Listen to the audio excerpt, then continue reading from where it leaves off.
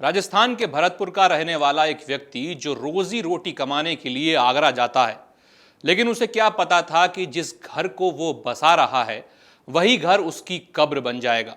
एक ऐसी खौफनाक कहानी जिसने उत्तर प्रदेश से लेकर राजस्थान तक सबको सन्न कर दिया है।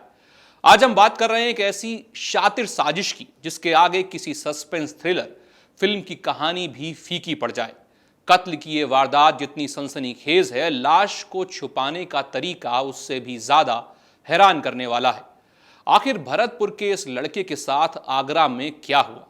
कैसे एक कटोरी मीठी खीर उसकी आखिरी रात बन गई और 1.5 महीने बाद इस रात से पर्दा कैसे उठा? आइए आपको बताते हैं। नमस्कार, मेरा नाम है आशीष मिश्रा और आप देख रहे हैं अमर उजाला। इस पूरी मिस्ट्री का केंद्र है राजस्थान का भरतपुर जिला।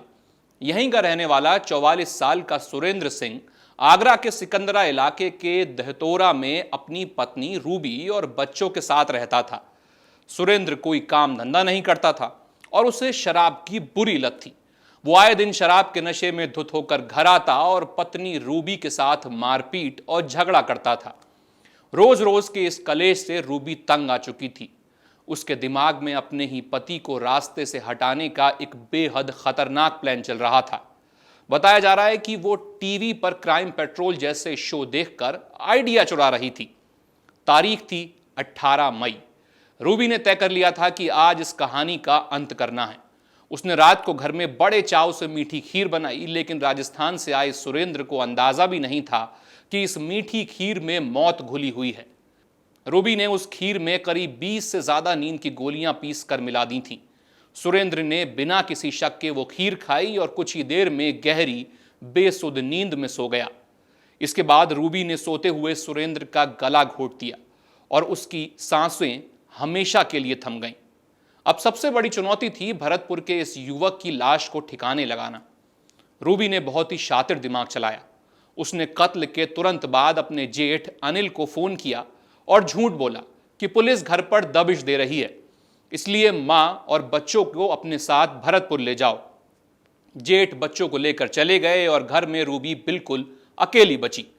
उसने लाश को कहीं बाहर फेंकने के बजाय घर के बाथरूम को ही सुरेंद्र की कब्र बनाने की साजिश रची। रूबी ने रात के अंधेरे में बाथरूम का फर्श खोदा और सुरेंद्र की लाश को वहां दफना दिया। सबूत हमेशा के लिए मिट जाएं, इसलिए उसने अगले ही दिन एक राजमिस्त्री को बुलाया और उस गड्ढे पर मिट्टी डलवाकर एक नया पक्का फर्श बनवा दिया। इसके बाद वो खुद भी अपने ससुराल राजस्थान चली गई। वहां उसने सबको कहानी सुनाई कि सुरेंद्र घर से 3,000 रुपए लेकर कहीं चले गए हैं और अपना मोबाइल भी घर ही छोड़ गए। अपनी इस कहानी को सच साबित करने के लिए 26 मई को वो जेठ के साथ पुलिस चौकी गई और खुद पति की गुमशुदगी की रिपोर्ट दर्ज करा दी। जब भी पुलिस जांच के लिए आती वो फूट फूट कर रोने का नाटक करती। वो उसी घर में रह रही थी, रोज उसी बाथरूम का इस्तेमाल कर रही थी जिसके ठीक नीचे उसके पति की लाश दफन थी। लेकिन कहते हैं कि गुनहगार कितना भी शातिर क्यों ना हो, वो अपने पहचान छोड़ ही देता है। कत्ल को 1.5 महीना बीत चुका था। सब कुछ रूबी के प्लान के मुताबिक चल रहा था, लेकिन बुधवार को अचानक आगरा पुलिस एक पुराने मामले के सिलसिले में सुरेंद्र के घर पहुंचती है। साल 2017 में सुरेंद्र पर एक ट्रक चोरी का केस दर्ज था। उसी के वेरिफिकेशन के लिए पुलिस वहां आई थी। पुलिस ने जब सुरेंद्र के बारे में पूछा तो रूबी ने फिर वही लापता होने की बात कही, लेकिन इस बार पुलिस कर्मियों ने रूबी के कुछ फोटो खींच लिए। पुलिस का अचानक आना और फोटो खींचना रूबी के अंदर खौफ पैदा कर गया। उसे लगा कि शायद पुलिस को सब पता चल चुका है या किसी ने उसकी मुखबरी कर दी है। डर के मारे उसका सब्र टूट गया और वो बुरी तरह घबरा गई। शुक्रवार को उसने अपने जेठ अनिल को फोन करके घर बुलाया। जब जेठ वहां पहुंचे तो रूबी ने रोते हुए वो खौफनाक सा चुगल दिया जिसे उसने 1.5 महीने से अपने भीतर छुपा कर रख रखा था। उसने बताया कि सुरेंद्र लापता नहीं हुए, बल्कि उनकी लाश इसी बाथरूम के नीचे दफन है। जेठ के पैरों तले जमीन खिसक गई। उन्होंने तुरंत पुलिस को सूचना दी। पुलिस ने मौके पर पहुंचकर बाथरूम का फर्श तोड़वाया, जहां से सुरेंद्र का कंकाल बरामद हुआ।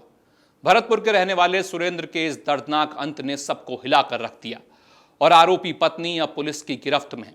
लेकिन सोचने वाली बात यह है कि ऐसे केस भारत में क्यों बढ़ते जा रहे हैं, जहां शादीशुदा जोड़ों के पास और कोई रास्ता नहीं बचता, बल्कि वो ये सोचते हैं कि अपने पार्टनर को ही क्यों ना खत्म कर दिया जाए।